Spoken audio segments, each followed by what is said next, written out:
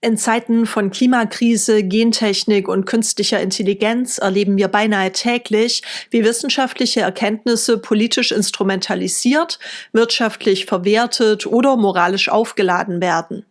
Demgegenüber steht die Forderung, dass Wissenschaft streng neutral, objektiv und wertfrei bleiben muss und ausschließlich Fakten liefern soll.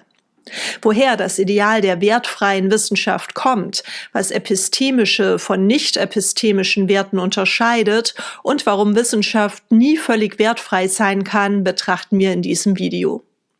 Das traditionelle Bild einer wertfreien Wissenschaft geht von einer strikten Trennung aus. Wissen und Werten gehören zwei verschiedenen Welten an. Wissenschaft produziert reines, wertfreies Wissen, also Beschreibungen, Erklärungen und Vorhersagen über die Welt. Was man mit diesem Wissen dann macht, Gutes oder Schlechtes, Fortschritt oder Zerstörung, das ist eine Frage der Anwendung und liegt außerhalb der Wissenschaft. Die strikte Trennung von Wissen und Werten soll die Objektivität der Wissenschaft schützen. Wenn Werte in die Wissenschaft eindringen, drohen Vorurteile, Ideologisierung oder der Verlust von Verlässlichkeit. Wissenschaft muss daher neutral bleiben. Sie soll nur Fakten liefern. Alles andere, Anwendungen, Bewertungen, Regelungen, ist Sache der Politik, der Ethik oder der Gesellschaft. Aber ist diese scharfe Trennung wirklich möglich? Oder schleichen sich Werte unvermeidlich auch in die Wissenschaft ein? Den Grundstein für die scharfe Trennung zwischen Wissen und Werten legte der schottische Philosoph David Hume im 18. Jahrhundert. In seinem Traktat über die menschliche Natur fällt ihm auf, dass viele Moralsysteme mit Beschreibungen beginnen, also mit Ist-Sätzen, wie Gott existiert oder Menschen sind gesellige Wesen, und plötzlich zu Vorschriften übergehen. Zum Beispiel, du sollst gesellig sein. Aus reinen Tatsachenbeschreibungen lassen sich aber logisch keine normativen Schlussfolgerungen ableiten. Hierfür wäre eine zusätzliche Wertprämisse notwendig. Aus einem Sein kann logisch kein Sollen folgen. Eine solche falsche Ableitung nennen wir heute Sein-Sollen-Fehlschluss oder auch Humes Gesetz. Ein Beispiel.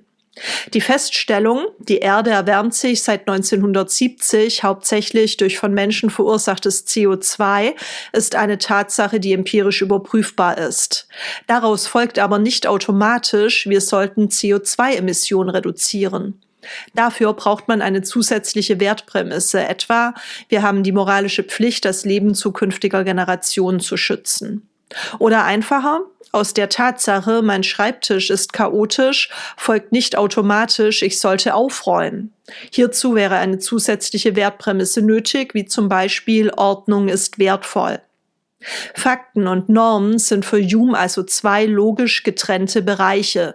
Wissenschaft darf sich nur mit dem Ist beschäftigen.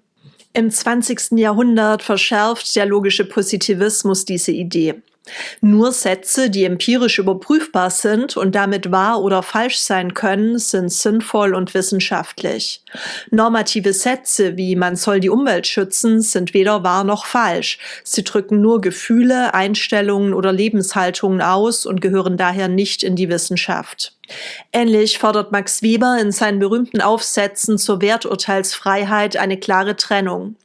Wissenschaftler dürfen beschreiben, welche Werte in der Gesellschaft gelten, aber sie dürfen keine eigenen Werturteile als wissenschaftlich verkaufen. Der Forscher muss Tatsachenfeststellung und praktische Wertung unbedingt auseinanderhalten. Wichtig hierbei ist, Weber verlangt keine völlige Abwesenheit von Werten, sondern die strikte Trennung von Tatsachenfeststellung und Wertung im wissenschaftlichen Text. Diese Trennung ist für ihn eine Frage intellektueller Rechtschaffenheit. Dennoch räumt er ein, dass Werte bei der Themenwahl, bei der Begriffsbildung und bei der Abwägung von Theorien eine Rolle spielen. Doch was bedeutet das? Offensichtlich gibt es in der Wissenschaft unterschiedliche Arten von Werten.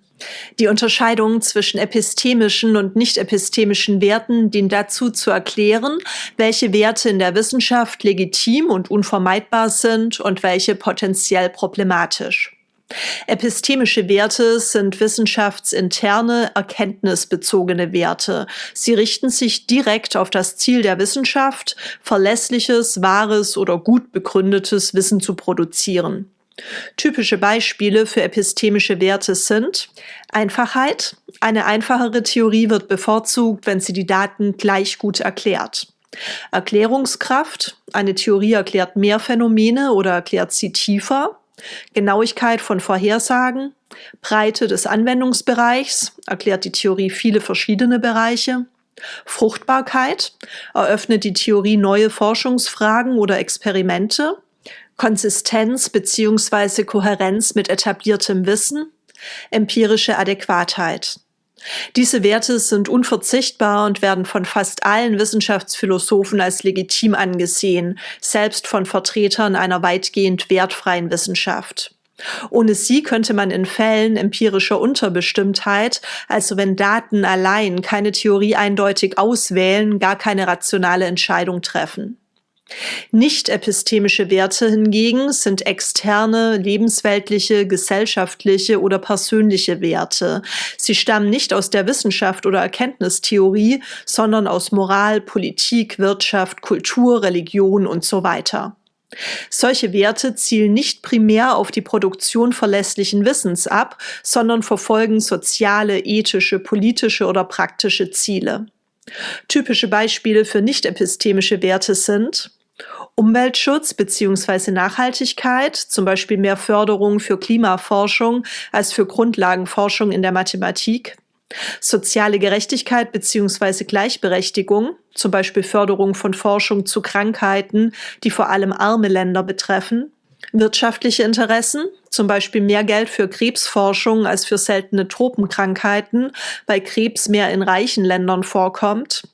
Nationale Sicherheit bzw. militärische Vorteile, zum Beispiel Dual-Use-Forschung in KI oder Gentechnik, religiöse oder ideologische Überzeugungen, zum Beispiel Vermeidung von Stammzellforschung aus religiösen Gründen, Geschlechterstereotype oder kulturelle Vorurteile, zum Beispiel die Interpretation archäologischer Funde durch das damalige Geschlechterbild der Forscher. Diese Werte sind umstritten. Traditionell haben sie in der Wissenschaft nichts zu suchen, weil sie die Objektivität gefährden. Nun ist Wissenschaft aber kein reiner Spiegel der Natur, sondern menschliches Handeln. Wissenschaftler wählen Themen aus, interpretieren Daten, entscheiden zwischen konkurrierenden Theorien, legen Relevanzkriterien fest. An all diesen Stellen werden auch nicht epistemische Werte berücksichtigt. Dass beispielsweise mehr Forschungsgelder in Krebsforschung als in seltene Tropenkrankheiten fließen, liegt daran, dass wirtschaftliche Interessen eine Rolle spielen und von Krebs mehr Menschen betroffen sind als von seltenen Tropenkrankheiten. Für moderne Wissenschaftsphilosophinnen wie Heather Douglas oder Helen Longino sind nicht-epistemische Werte nicht immer schädlich. Sie können sogar hilfreich sein, etwa wenn sie sensible Themen sichtbar machen. Heather Douglas betont das Problem des induktiven Risikos. Bei der Entscheidung, ob Evidenz eine Hypothese ausreichend stützt, muss man abwägen, welche nicht-epistemischen Konsequenzen ein falsch positives bzw. falsch negatives Urteil hätte. Wird zum Beispiel bei einer Pestizidzulassung ein falsch harmloses Pestizid akzeptiert, werden viele Menschen erkranken oder sterben. Wird jedoch ein falsch gefährliches Pestizid abgelehnt, entsteht zwar ein wirtschaftlicher Schaden, aber eine geringere moralische Katastrophe.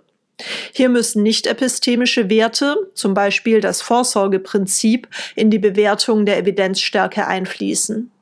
An diesem Beispiel wird deutlich, dass nicht nur epistemische, sondern auch ethische Überlegungen und damit nicht epistemische Werte wichtig sind. Kurz gesagt, bei manchen Entscheidungen geht es nicht nur darum, ob die Daten stimmen, sondern auch darum, wie schlimm ein Fehler wäre. Und genau an dieser Stelle dürfen und müssen nicht epistemische Werte eine Rolle spielen.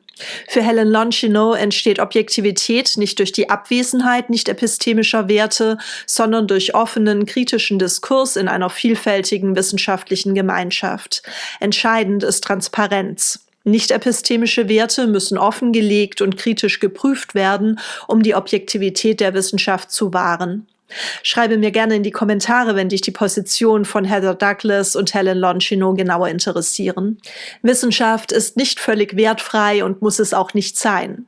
Epistemische Werte sind unverzichtbar für gute Wissenschaft. Nicht-epistemische Werte schleichen sich ein und müssen bewusst gemacht, offengelegt und kritisch reflektiert werden. Genau hier setzt Robert K. Merton an. Mit seinen 4 Normen des wissenschaftlichen Ethos, Universalismus, Kommunalismus, Uneigennützigkeit und organisierter Skeptizismus versucht er, wissenschaftliche Integrität zu sichern, trotz aller unvermeidbarer Werte. Wenn du meine Arbeit unterstützen und deine philosophischen Kenntnisse vertiefen möchtest, schau gerne im Shop vorbei.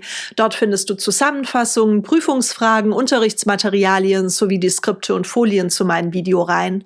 Viel Spaß beim Lernen und bis bald!